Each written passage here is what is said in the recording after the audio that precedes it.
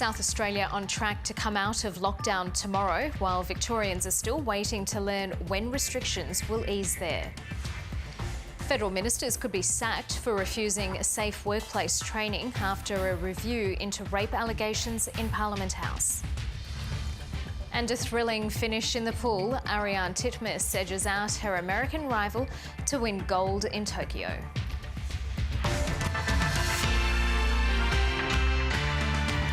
Hello, welcome to ABC News. I'm Karina Carvalho. Another 2 Sydney families are in mourning tonight. A man in his 80s who contracted COVID-19 has died in Campbelltown Hospital. And this afternoon, a woman in her 80s died at her home in Western Sydney. The death toll in this Delta outbreak now stands at 10, and overall infection rates remain stubbornly high. Another 145 people have contracted the disease. 51 had been out and about while infectious, and another 25 had been in the community for part of the time. COVID's tragic toll continues to rise. A woman in her 80s has died at home in Pendle Hill, while a man in his 80s has died in Campbelltown Hospital. On a day the Premier has pleaded with people to do their part in fighting this deadly disease. Please come forward and get vaccinated, even if it's the first dose. It's critical as part of our ongoing strategy. The strategy too involves directing the limited supplies of Pfizer to critical workers, while encouraging as many people as possible to get the AstraZeneca vaccine. It is actually quite distressing when I've reviewed the numbers to see how few over even 60-year-olds and over 70-year-olds we have managed to reach. Dr Chand insists those people need to get vaccinated at their GP or a pharmacy as a matter of urgency. There's also a brand new vaccination hub in southwestern Sydney. But with all that's happening at the moment, I think this is a God's gift to have this. I just think it's a great opportunity for our community just to get back into the normal ways of doing things. The number of cases isn't shifting. There are 145 new infections. 51 of these, unfortunately, were infectious in the community. The data is showing us we've got too many people infectious in the community. We cannot have more people going into workplaces. We cannot have more transmission events in workplaces. There's been a scare at Liverpool Hospital. A worker there was infectious while on shift. Since the start of the lockdown, there have been 760 cases in the Fairfield local government area, about half of that in Canterbury Bankstown, 185 in Cumberland, with cases also climbing in Liverpool and Blacktown. We need to break the back of this. And more than 4 weeks into lockdown, that hasn't happened yet. Crisis Cabinet has begun the mammoth task of putting together its highly anticipated roadmap for life beyond Friday. There's clearly a lot of work to do. Some settings might change. We might need to go harder in some areas and release some settings in others. We need a very tight lockdown. The government says there may also be more financial support depending on what's decided. Ashley Raper, ABC News, Sydney. Victorians will have to wait until tomorrow morning to find out whether their 5th lockdown will be lifted as planned. The state is on the right track for restrictions to ease, as today's 11 new cases had all been in isolation for their entire infectious period. As Victoria is on the verge of opening up, the state government is making sure people from New South Wales keep out. If you try to enter, you could be fined. TV ads are being broadcast north of the border, telling residents in extreme risk zones to stay away. The level of risk in New South Wales has gone up considerably. It's a pretty low blow. I mean, New South Wales wasn't running ads in Victoria last year saying, stay away Victorians, we don't want you here. Today's 11 new cases have all been in isolation for their entire infectious period. Victoria hasn't had a positive case in the community for 2 days, and there have been no new exposure sites in 48 hours. A positive sign, a 10-day lockdown will lift tomorrow, but some concerns linger. Despite the fact that we've had 22 cases in the last 2 days, all of which have been in isolation for the entirety of their infectious period, it's still 22 cases. Victoria's well placed to ease restrictions tomorrow, providing no unexpected cases emerge. But with more than 20,000 primary close contacts still in isolation, authorities are waiting for today's test results before they announce a final decision in the morning. The focus now is on, do we have absolute confidence that we've got all the remaining chains of transmission completely under control?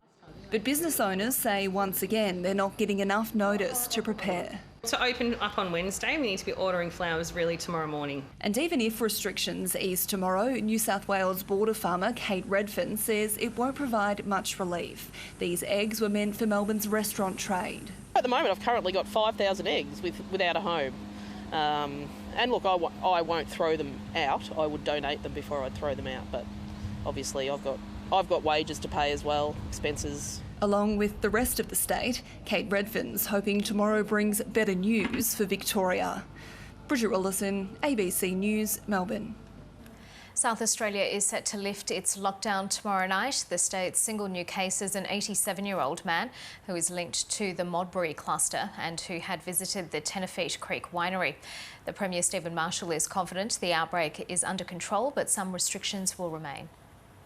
We said we wanted to go hard and we wanted to go early. We wanted to knock this off and now we want to come out of it, but we want to do it in a safe way. We don't want to go a little bit too fast and then have a relapse. South Australians don't want to be going in and out of this lockdown situation. Everybody has made some extraordinary sacrifices this week. Individuals, families, businesses hit very, very hard. So we don't want to be coming out of it just a bit too early and then having a further relapse. Queensland authorities are refusing to comment on whether a couple who were infected with the Delta variant while out and about in the state's southeast are in a romantic relationship. A sex shop has been added to a long list of places at least one of them visited while having symptoms. Police have confirmed the woman, who is a flight attendant, withheld information about where she had been. COVID positive, but holding back information about where they have been in the southeast. We know they are associates and obviously know each other. But they're being cagey. I don't believe we have a fine for lying for the police, unfortunately. The Qantas flight attendant who picked up her friend after he illegally fled a Sydney hotspot for Ballina both have the Delta variant. To get answers about their relationship, police had to interview them formally with lawyers present. There are potential offences committed by both. This sex shop at Chermside now on the long list of exposure sites they visited. Both are now in hotel quarantine after being in the community potentially infectious for a week. Yes, there's been a very, very small minority who've not worked with us, and that is disappointing. People in Longreach are angry they were put on high alert last week when they didn't need to be because the flight attendant initially refused to cooperate. It was annoying, actually. Yeah, really annoying. Meantime, Queensland has one new locally acquired case, a Chinese man who visited a Gold Coast childcare centre from July 13 to 15 and several local restaurants.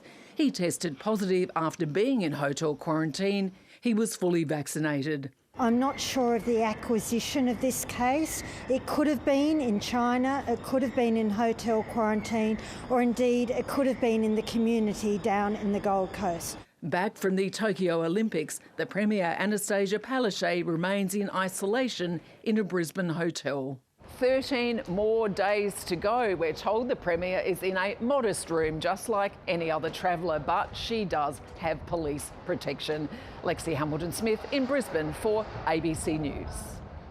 3 crew members suspected of having COVID-19 have been medically evacuated from a ship docked at Fremantle Port. The workers have been taken off the bulk carrier MV Daya Krishna and transferred to Fiona Stanley Hospital by a St John ambulance dedicated vehicle and special operations team. All coronavirus protocols and procedures have been followed. The remaining 17 crew members on board will be tested. Any federal minister who refuses to undergo safe workplace training could be named, shamed and even sacked. The federal government has accepted all 10 recommendations from a review commissioned after former Liberal staffer Brittany Higgins went public with allegations she was raped at Parliament House in 2019. Senior public servant Stephanie Foster has also recommended an independent complaints body for federal politicians and staffers be set up within 6 weeks. Politicians and their staff will also have to complete face-to-face training to improve the culture at Parliament House. The Prime Minister's made it clear that he expects all his ministers to undertake the training. If that's an expectation the Prime Minister places upon Minister, then it is a requirement in terms of continuing to serve as a Minister. The report also recommends more security patrols of Parliament House at night and tighter access after hours. Labor leader Anthony Albanese has formally abandoned 2 tax policies which his predecessor Bill Shorten twice took to a federal election. Mr Albanese has also announced the ALP will not seek to reverse already legislated tax cuts that will most benefit the rich. Here's political editor Andrew Probyn. Last election, Labor campaigned hard against future tax cuts that would most benefit high-income earners. The Liberals, only for the top end of town. Even though Bill Shorten was challenged by some well-paid blue-collar workers to support the coalition's tax plan. They earn $250,000 a year because they work nights? Well, we're going to look at that. Labor was never looking at it. Its opposition to the so-called Stage 3 tax cuts was fixed and with a long shelf life. Stage 3 is the least responsible, least affordable, least fair. But times change. As Labor leader, I am absolutely determined to look to the future, not relitigate the past. Labor vowing not to repeal an already legislated but still to be implemented tax cut that would see someone on $200,000, $9,000 a year better off. It's also abandoning a 6-year pursuit to curb negative gearing and capital gains tax deductions for investors. And who will be left to pick up the bill? Fearing the ALP might again be portrayed as anti-aspirational at the next election. These are not easy decisions, they're big decisions, but this is the right decision. The most agonising, the most half-hearted concession in Australian politics ever. Labor couldn't have chosen a better day to dump such long-standing policies. Olympic gold in the pool and continued concern over COVID, both big distractions. Anthony Albanese sees greater political opportunity in the plight of those struggling through lockdown with little or no extra financial help. There are so many people out there who aren't getting any assistance at all, who can't leave their suburb. Our policies are never set and forget, so we continue to assess all our payments, both business and income support. A sure sign the federal government's not done doling out cash. Andrew Probyn, ABC News, Canberra. The Chinese social media platform TikTok has become the world's most popular app, but a joint Triple J hack and Four Corners investigation has uncovered TikTok's algorithm is exposing its young users to dangerous content and misinformation. And unlike other apps, users have no control over the content they see. TikTok is also accused of censoring political movements and discriminating against some users. Avani Dias reports. Like almost 1 billion people around the world, Lauren Hemmings downloaded TikTok for fun. But after she followed a popular fitness influencer, her feed was dominated by unhealthy weight loss videos. 4 months in, she was diagnosed with an eating disorder. There was a few months where I didn't put anything into my mouth that I had not weighed. I'd like to think that I wouldn't have struggled with an eating disorder if I hadn't downloaded TikTok. TikTok gives users an endless stream of short videos, picked by an algorithm designed to determine your interests and send personalised content. TikTok bans some eating disorder hashtags, but users find ways around it. A joint Four Corners and Triple J hack investigation has found TikTok is sending users down other dangerous paths. Researchers found it takes 4 hours for the algorithm to swamp a child's feed with racist content and 7 hours for sexist videos. I couldn't imagine what it'd be like to be a young person who'd fallen into that particular rabbit hole. TikTok is owned by Chinese startup ByteDance, which is now believed to be worth more than $250 billion. The app is constantly gathering data on its users, including facial data, and there are concerns about how that could be used.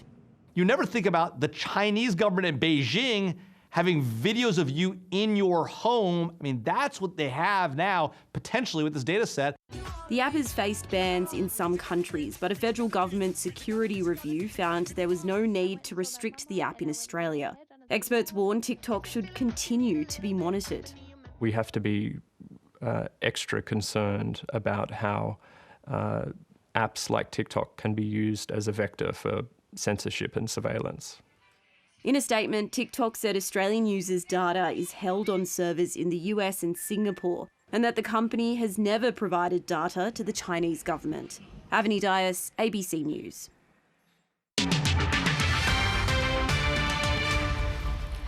The Ben Roberts-Smith defamation trial has temporarily resumed to hear from witnesses in Afghanistan. The war veteran attended the federal court to listen to evidence being given by the relative of a man known as Ali Jan. 9 newspapers claim he was kicked off a cliff and executed. The witness addressed the court from Kabul via video link.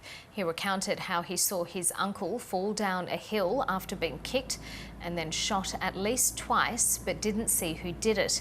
Lawyers for the former elite soldier claim a man was shot in a cornfield that day after it was determined he was an enemy spotter.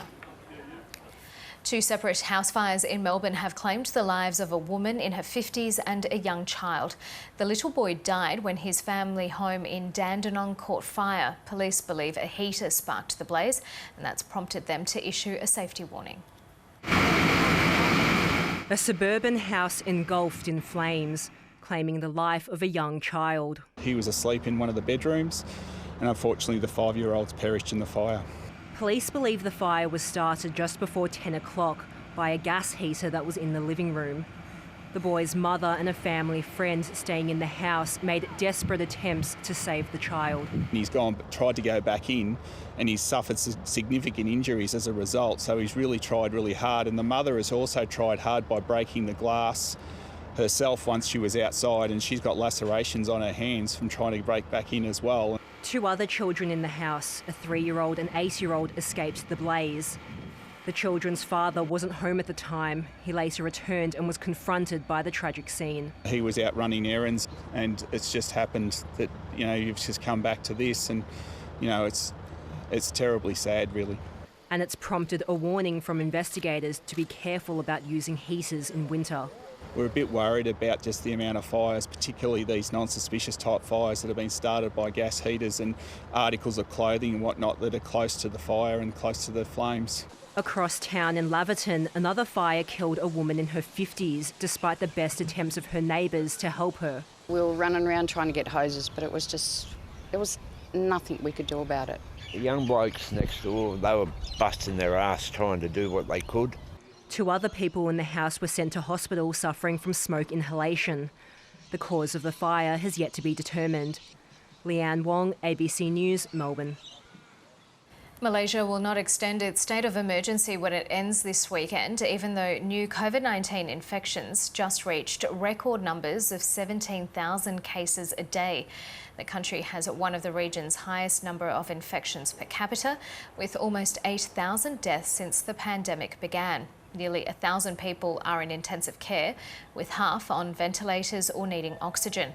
More than 16% of the population are fully vaccinated, and authorities hope to reach 80% by the end of the year. Strict lockdown measures have been in place since last month.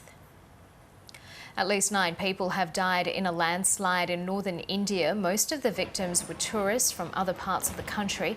Vehicles were damaged when a bridge collapsed and boulders rolled down hills. Days of landslides and flooding were triggered by heavy monsoon rains, which killed more than 150 people in the western state of Maharashtra. Rescuers are searching for dozens of people still missing, while stranded villages are being evacuated. Fires are raging on Italy's Mediterranean island of Sardinia, forcing the evacuation of hundreds of people. The fires have burnt through 10,000 acres of land, killed wildlife and damaged properties.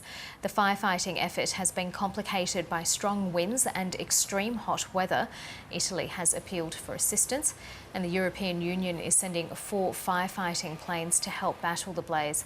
There have been no reports of deaths or serious injuries, but officials say it's an unprecedented disaster. 17 firefighters from Western Australia are flying to Canada to help battle devastating bushfires. Canada has been facing hundreds of fires this summer, with thousands of people forced to evacuate their homes. The WA contingent, including Canadian-born Erin Tarsell, flew to Sydney this afternoon, where they'll join dozens of other Australian firefighters who will also be assisting. It's a tough time for British Columbia and for Ontario and the rest of Canada with the fires they have going on. Definitely feeling a bit excited to go home, but also feeling a sense of responsibility. The Canadians, the North Americans are always here for Australia when we need them. So now it's our turn to return the favour and to help them. The crew has been fully vaccinated against COVID-19 and are flying on a charter plane, so they won't affect arrival caps when they return to Australia. Australia has only been making the AstraZeneca vaccine locally, but with Pfizer and other vaccines now preferred for those under 50, there are plans to manufacture others here too. Many local companies are now looking at the mRNA technology that Pfizer and Moderna have pioneered.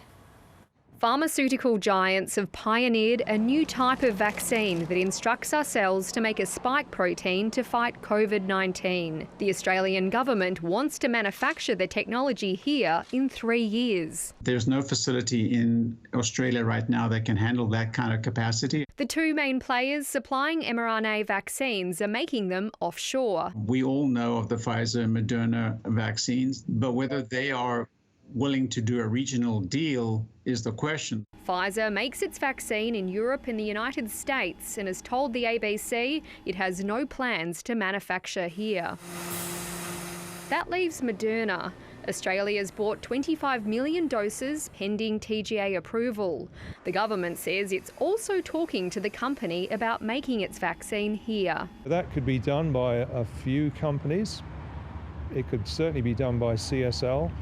I'm confident it can be done by IDT as well. Those two local manufacturers are among a dozen proponents bidding to the federal government to make mRNA vaccines. If one of them does a deal with Moderna, many believe we will be waiting at least a year for manufacturing. There's others in my team that would say 2 to 3 years is more realistic. Other vaccines being put forward for local production include one being trialled by Monash University. It's probably going to be particularly useful for booster vaccines against variants of concern. Experts say that boosters and long-term supply is where the opportunity lies, but they urge us not to get too focused on one sort of vaccine. For all the hype around mRNA, there is other types like AstraZeneca, as well as Novavax, which our government has bought pending approval. It's absolutely critical to have a whole range of vaccine solutions. A sentiment that we now only know too well. Amelia Terzon, ABC News. To finance, the National Australia Bank has significantly increased its forecast for Australian house prices this year, especially in Sydney. Here's Ellen Kohler. Well, 3 months ago, NAB thought Sydney house prices would rise 14% this year. Now it's forecasting 21.6%. Hobart an even more amazing 23.5%. Brisbane 19.5%, Melbourne 17.5%, Adelaide about the same, and Perth 11.6%, which is actually lower than they thought 3 months ago. Now, these are forecasts, don't forget, so the usual scepticism needs to apply. Also, they had to do something. What NAB was predicting for 2021 3 months ago has already happened, halfway through the year. And this is a chart of NAB's residential index. They ask 370 property professionals whether they think prices will rise or fall. And the index is simply the difference between the two. Now, you may be surprised that property professionals ever think prices will fall, but apparently they do sometimes, but not at the moment. The share market was flat today, with miners up, energy stocks, banks, retailers and Telstra all down. Wall Street went up 1% on Friday, leading most markets higher today. And if you're wondering why global share prices have just kept rising this year, here's the reason. It's being propelled by a wave of money. The chart shows the flow of cash into share funds, which have to invest in order to charge their fees. So they do, driving up prices.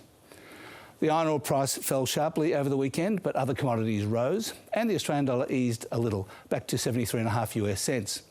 And finally, here's a chart of a few countries' recycling industries as a percentage of GDP. Ours is at the bottom. And that's finance. The United States, Katie Ledecky is known as one of the world's best swimmers and incredibly difficult to beat. But Ariarne Titmus has swum a thrilling race to come home just ahead of Ledecky in the women's 400 metres freestyle and win Australia's second gold medal at the Tokyo Olympics. Australia also won another 2 bronze medals on day 2 of the swimming finals in Tokyo. Here's the ABC's national sport reporter, David Mark. Ledecky versus Titmus. It was destined to be the race of the Olympic Games, and it didn't disappoint. Titmus swam the perfect race. Ledecky led throughout the first 200, but the Australian kept her within striking distance before hitting the front at 350 and then stretching her lead. And her coach, Dean Boxall, knew it. The competition has driven the world's 2 premier women freestylers, but so has admiration. To win this event, I had to beat a great champion, and I think that makes it even more satisfying. You can't be disappointed with silver, and it was just a thrill to be a part of. The thrill was universal, from Tokyo to Noosa, where her parents were watching. That was the most incredible battle, and I don't think there was any way she wasn't going to win that race. Ariarne's swim was fantastic, and you know, we all had tears in our eyes, and she's done a great job. She swam her own race.